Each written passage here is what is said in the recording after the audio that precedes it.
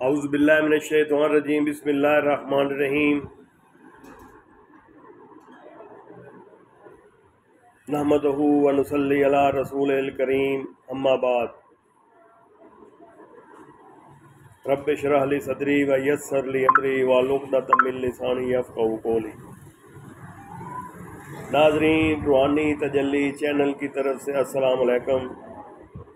ناظرین، میں آج آپ کو ایک ایسا لفظ بتانے والا ہوں،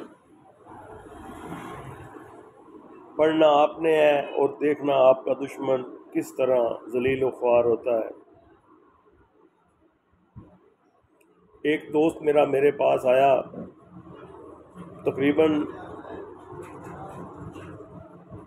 25-30 سال کے اس کی والدہ وہ تعویذات اور موکلات اور جنات سے تنگ تھی۔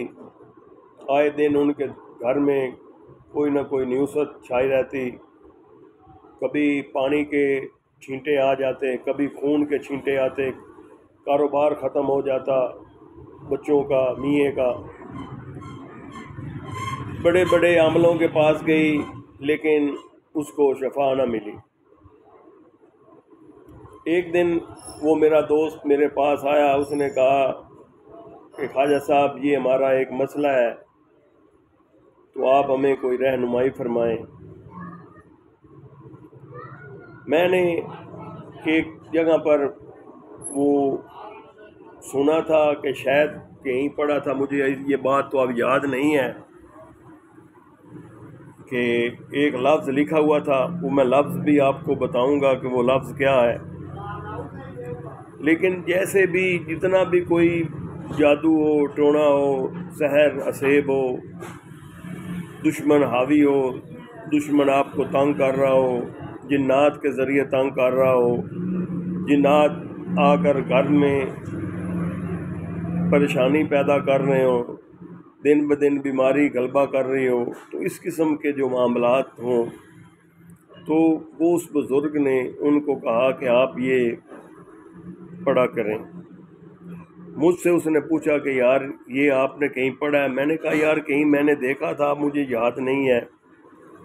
تو یہ لفظ میں آپ کو بتا رہا ہوں۔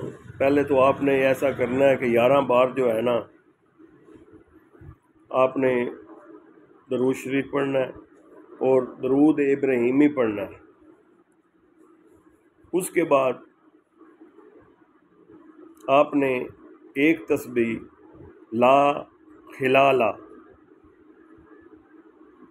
یہ اتنا مشکل لفظ نہیں ہے، صرف 2 لا خلالا۔ ایک حلالہ ہوتا ہے، یہ نہیں کہ حلالہ کٹوانا ہے آپ نے، خلالا اس کا کیا مطلب ہے؟ کچھ بزرگ دین کہتے ہیں کہ اس کا مطلب ہے خونی پنجہ یا خونی ہڈیوں سے گوشت چھیننے والا، اس قسم کی کوئی ہے، واللہ مجھے اس کا۔ تو یہ جو لفظ ہے نا، اس کی ایک تسبیح وہ تقریباً اگر آپ مسلسل 40 روز تک پڑھتے رہیں، رات کو سوتے وقت وضو ہو کر ایک خاص کمرے میں بیٹھ کر اپنا مقصد تصور میں رکھ کر، تو ان قریب اللہ تبارک و تعالیٰ آپ کی تمام جو دشمن کی سرگوشیاں ہیں، تنگیاں جو آپ کے ساتھ وہ کر رہے ہیں، اس سے آپ کو نجات مل جائے گی۔ اور دعاؤں میں بھی یاد رکھیں اور میرے چینل کو لائک بھی کریں۔ وما علینا البلاغ والسلام۔